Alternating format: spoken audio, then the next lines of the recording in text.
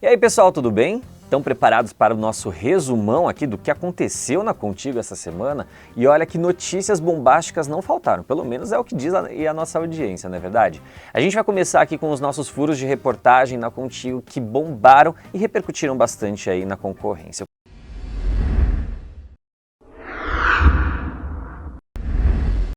O primeiro deles é a respeito do Carlinhos Maia. O que ele aprontou dessa vez? Na verdade, ele resolveu tomar uma decisão baseada em puro medo.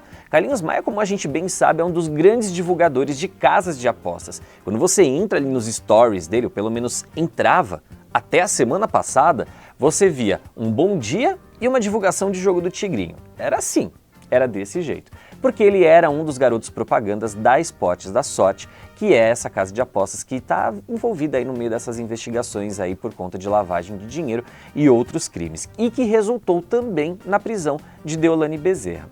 Muita gente começou a questionar o Carlinhos Maia a respeito da relação dele com a Deolane. Ele a princípio fugiu, disse que não era mais tanto amigo dela, mas hoje mesmo ele já voltou atrás e disse que tem carinho grande por ela. Mas a notícia que a gente publicou aqui nessa semana diz respeito exatamente ao envolvimento dele com essa casa de apostas.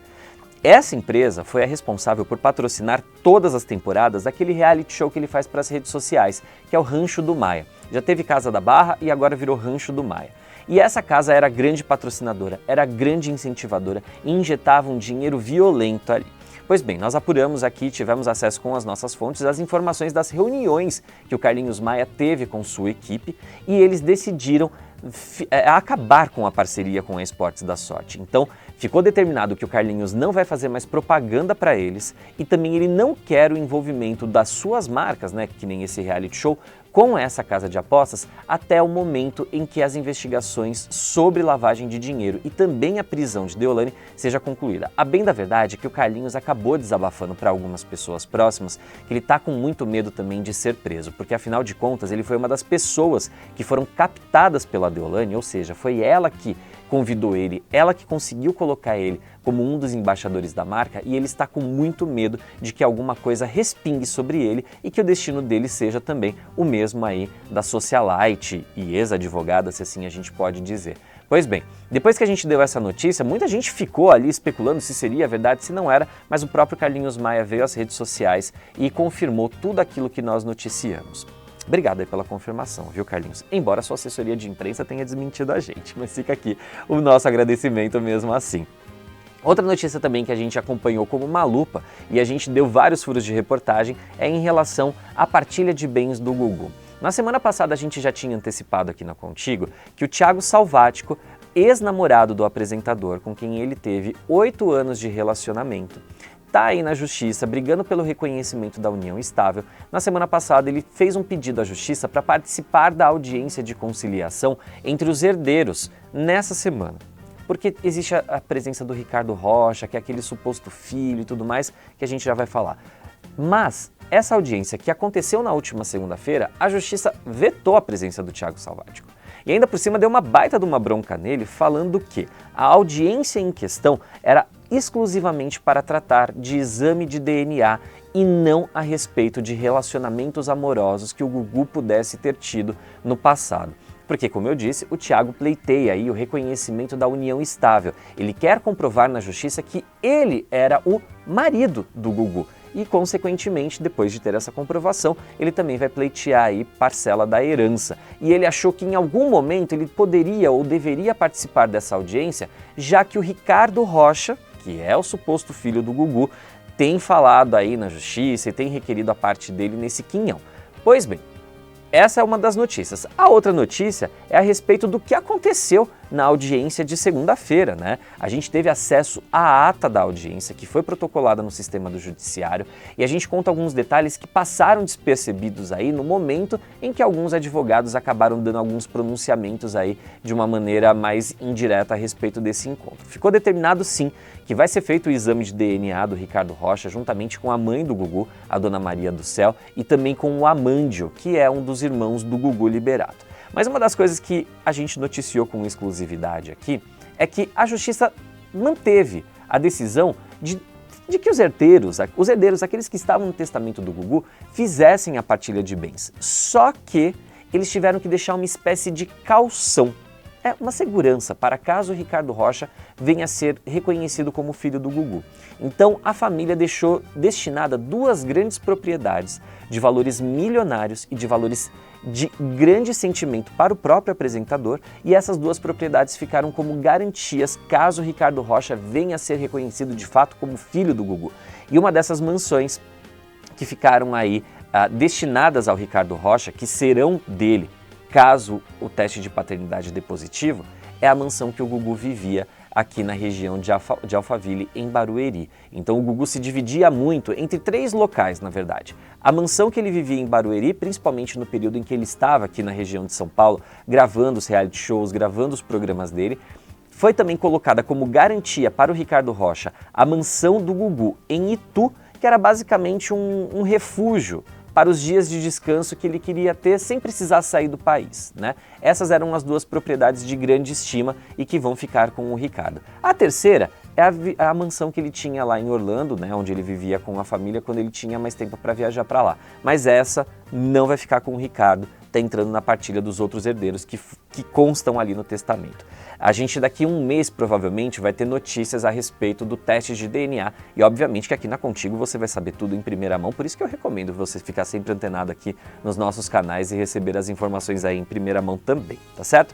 Já que o nosso assunto é justiça, vamos partir para o próximo assunto que também ficou um pouco ofuscado, mas reverberou de uma forma positiva para nós aqui na Contigo, porque se trata também de uma informação que foi dada em primeira mão, que foi em relação à condenação do Felipe Prior. Esse caso foi muito tumultuado, já chegou a ser reportagem do Fantástico, motivo de reportagem do Fantástico, causou uma grande comoção que envolve aí as denúncias de estupro em relação ao Felipe Prior. Ele foi condenado num dos processos que são movidos aí na Justiça em primeira instância. E quando ele havia sido condenado, a pena que havia sido dada a ele era de 6 anos de reclusão em regime semiaberto, ou seja, ele podia passar o dia inteiro fora da prisão, mas à noite tinha que voltar para o presídio para para dormir no local. Pois bem, ele não chegou a cumprir essa pena porque automaticamente a defesa dele entrou com um recurso para que isso fosse reavaliado. Só que nessa semana, além dele perder novamente na justiça, os desembargadores reavaliaram o caso e consideraram que 6 anos eram poucos perto do crime que ele cometeu. E a gente já pode falar que ele cometeu esse crime porque foi uma determinação da justiça. A justiça, pela segunda vez, considerou que ele sim cometeu um crime de estupro contra uma garota numa época em que ele ainda fazia o curso universitário de arquitetura e a pena, que era de 6 anos, aumentou para 8 anos. E ele não se manifestou até agora a respeito dessa decisão. Muita gente não tomou conhecimento dessa informação, porque afinal de contas a gente está numa semana onde o assunto é Deolane Bezerra, mas obviamente que aqui na Contigo os nossos leitores não ficaram desamparados e tiveram essa informação. Vamos sair dessa área jurídica? Vamos falar um pouco sobre famosos e o dia a dia deles? Aqui na Contigo a gente publicou em primeira mão também um vídeo em que Carlos Alberto de Nóbrega, o querido Casalbé, lá da Praça é Nossa, foi flagrado destratando um fã na sessão de pré-estreia do filme Silvio, num cinema de luxo aqui em São Paulo. Ele estava acompanhado da mulher dele e um fã queria tirar uma foto com ele, uma simples foto. Só que o Carlos Alberto estava ali com pressa e empurrando a mulher dele pelo braço em direção ao banheiro e ele ainda gesticulou de uma maneira ofensiva, soltou alguns palavrões para esse fã, só que esse fã estava gravando. A gente teve a oportunidade também de entrevistar esse rapaz, a entrevista completa está aqui no nosso site, e ele fez um desabafo e falou que não é a primeira vez que ele é destratado pelo Carlos Alberto, que em todos os últimos eventos que o encontrou, ele, como fã, acabou saindo decepcionado porque o tratamento foi péssimo. Quer conferir os detalhes? Passa no nosso site.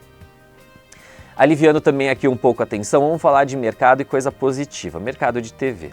A jornalista Natália Ariede, que trabalhou por quase 20 anos lá na Globo e pediu demissão por falta de oportunidades na emissora, é a mais nova contratada da Times CNBC Brasil.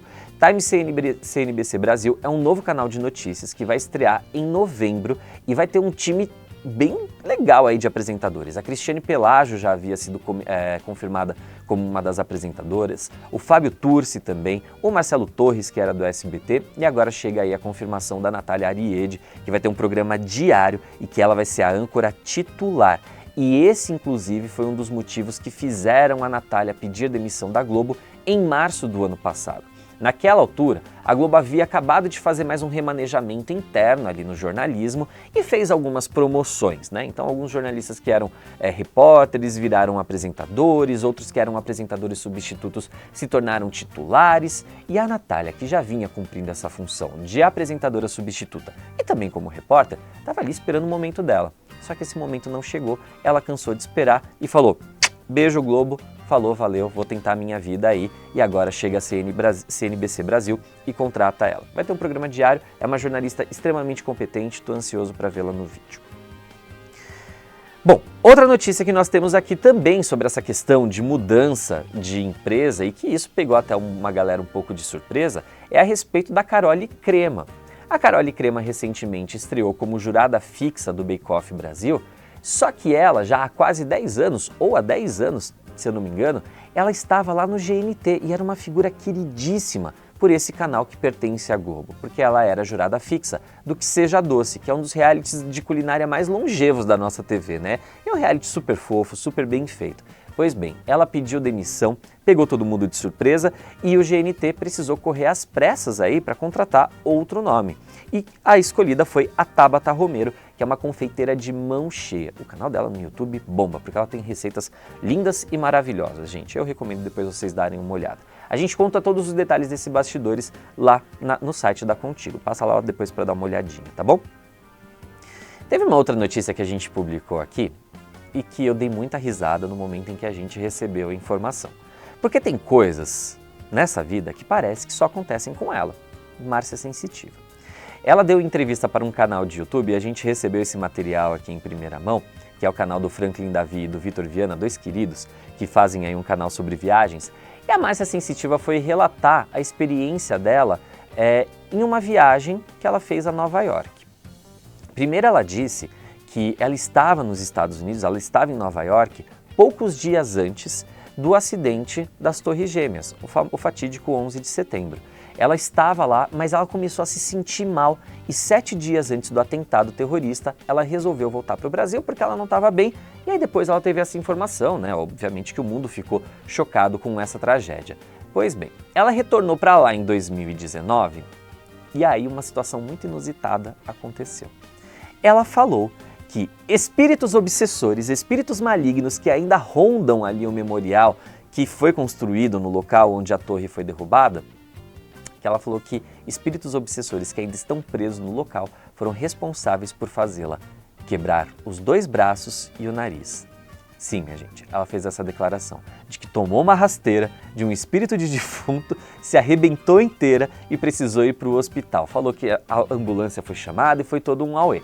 Coisas que só acontecem com a Sense8, né? Se é verdade ou não, não sabemos porque a gente não tem prova disso, mas que é uma história maravilhosa, é sim. E a gente tem, obviamente, todos os detalhes publicados lá no nosso site. Passa lá. Voltando a falar sobre esse trânsito de televisão e etc., a Band também tá com mudanças e elas já começam neste fim de semana, tá? O João Silva, que é o filho do Faustão, vai começar a apresentar programa aos domingos. Então ele sai da faixa do sábado e vai para os domingos. O que a Band vai fazer no lugar? Resolveu colocar um novo programa de entretenimento que vai misturar entrevistas, viagens e tudo mais. E 2 pessoas chamaram a atenção no elenco. Uma delas é o ex-repórter da Globo, Thiago Simpatia, que era fixo do É de Casa e do Encontro. Era um repórter que fazia reportagens ali super motivadoras, pra cima, com alto astral e tudo mais, e acabou sendo demitido numa leva de cortes que a Globo promoveu no início do ano.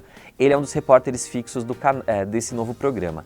E também quem conseguiu um espaço como repórter foi a queridíssima Mariana Belém, que é talentosa pra caramba, uma linda, uma querida, tá lá como repórter e ela vai contar histórias inspiradoras de pessoas desse Brasilzão. Então, o programa se chama Sabadão com a Gente, Sabadão da Gente, e vai começar já nesse sábado, às 8h40 da noite. Vamos ver como é que vai ser. E o João Silva foi transferido para os domingos e tem novidades vindo aí, e a gente está contando lá na Contigo, depois você passa e dá uma olhada também no site.